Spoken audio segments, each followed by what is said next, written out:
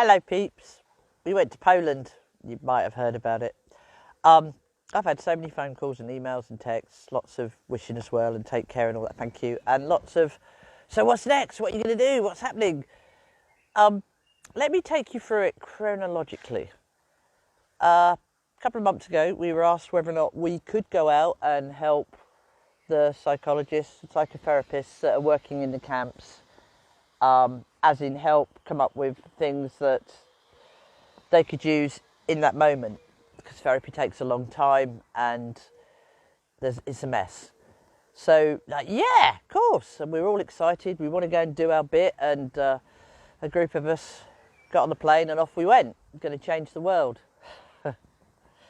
So we got there. Krakow's beautiful. Oh my God, it was 26 degrees. We were sat outside in the cafes and partying all night. Well, we weren't partying all night. We were in bed by 7:30. But oh, it was fantastic. It's a lovely place. You should go. Really gorgeous. Tale of two cities or what? So day one, we crock up at this centre. It was a dance studio. Beautiful. And we met the psychologists and the psychotherapists that are volunteering in this particular refuge. And lovely people, all giving up their time free of charge, and all burnt out. Why are they burnt out? Because there's 3 million refugees in Poland, and the camp, the refuge centre they're working in is a couple of hundred people, and 4 psychologists. So, you know, we delivered the Ollie stuff and we showed them ways of using techniques that would have an effect a little bit quicker than what they were currently doing. So kind of first aid stuff just to help people in the here and now. And we came away, yep, okay, we could make a difference here. This is good. I'm glad we came because we didn't know.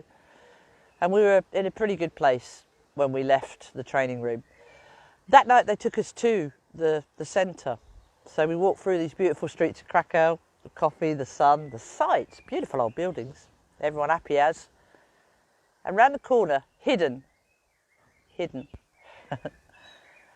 was this apartment building that, to be honest, when we walked in, the paint was peeling off the walls, there was no carpets, it's derelict.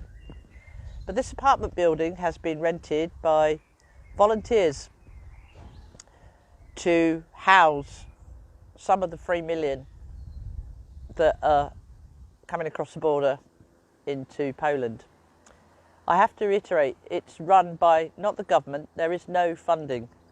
It's run by you and me, people with day jobs, families, trying to raise the funds to get the things to take care of these people and give them a safe haven for a little while. And these people, they got nothing. So we walked around this place and, you know, I think I'm tough. I'm not. It took all of our knees out. 4 or 5 people to a room, strangers, sometimes families. Children as young as 2, 3, babies, loads of teenagers, no men, because obviously they're all busy, loads of old people.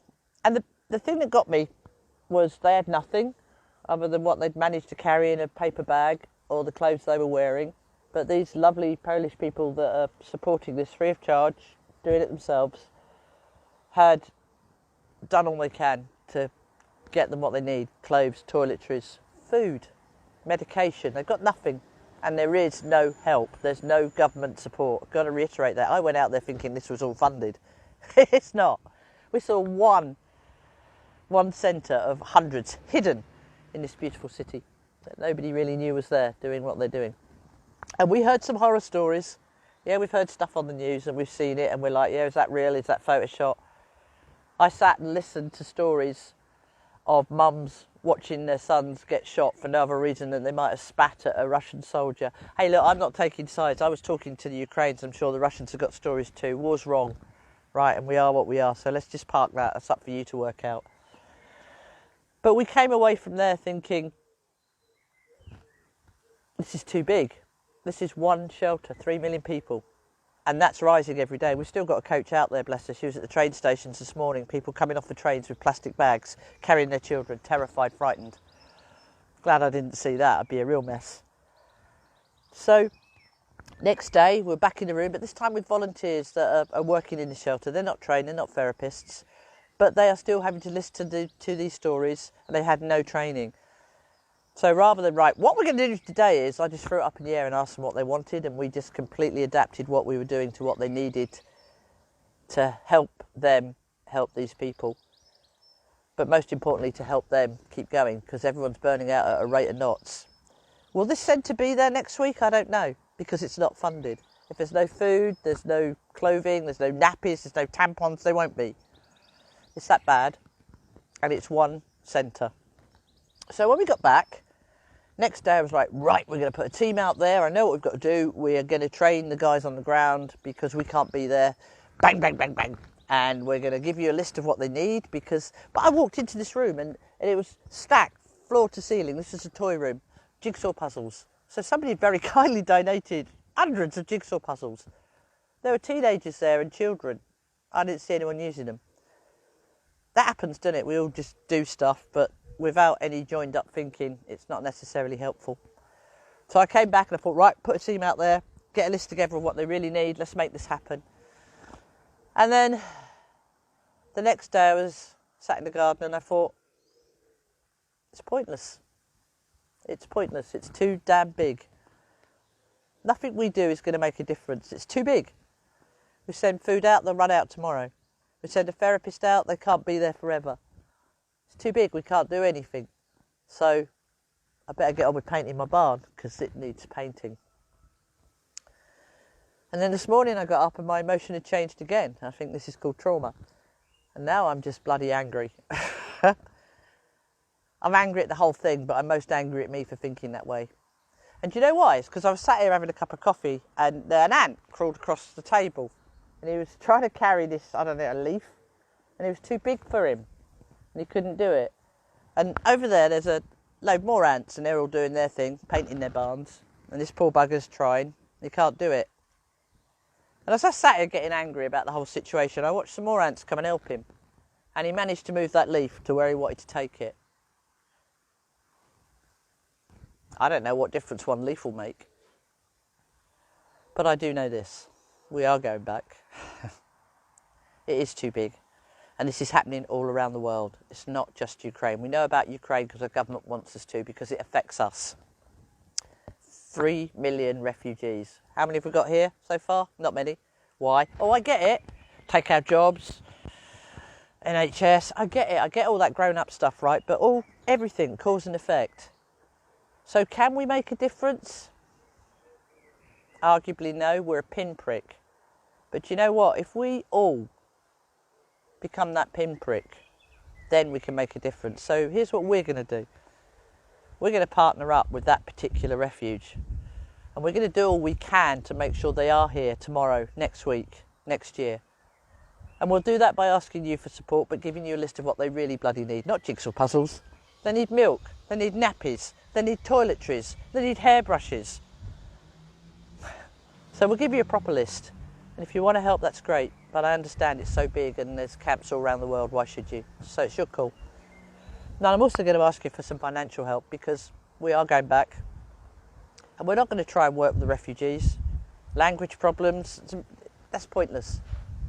But the thing that will make that fall down, apart from the lack of material stuff they need, is the people that are there volunteering their time that are burning out.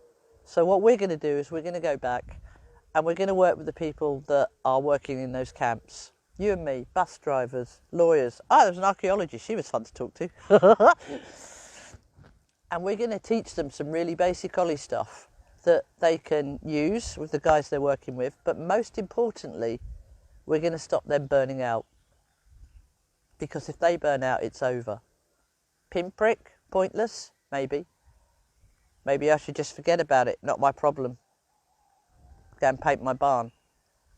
But that's what we're doing, isn't it? And that's what's happening all around the world. And I've had people say, Ali, you know, it's lovely, well played, get in there. But you aren't going to make any difference, why bother? Why bother? It's in Ukraine, 2-hour flight.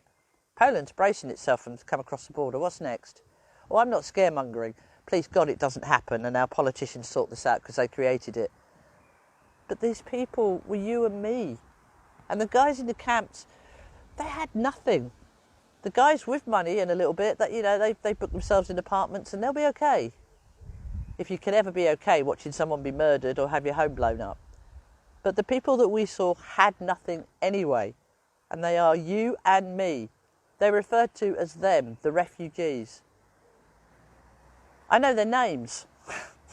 I know their history. They're you and me. So yeah, I don't care what anyone thinks. Oh, Ollie's trying to change the world. Yeah, Ollie is. But like everything Ollie does, when I set Ollie up, everyone said, don't be silly, Ali, you can't create something that's going to make a difference. I bloody well have. And that's what went through my head this morning. Yeah, we might be a pinprick. We might be only able to support one small community. But you know what? We're going to do it. And I want to. So I will be putting a list out. If you can help us, that would be amazing. We will need some financial support because, you know, we're all self-employed too, and there'll come a point where we can't just give and give without our house falling down. And we've got to put our oxygen masks on too. So in the next few days, we'll put pictures up. We'll show you what we saw. We'll talk to you honestly about what we saw, what you're not seeing on the news. Good and bad. Some of it was just heartbreakingly beautiful. Some of it was just heartbreaking. But it's you and me.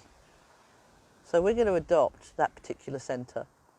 And I'd be really, really grateful if it's in your heart and you get what I'm saying. If you can help in any way you can. 1 ant, no chance. 10 ants or an army, watch.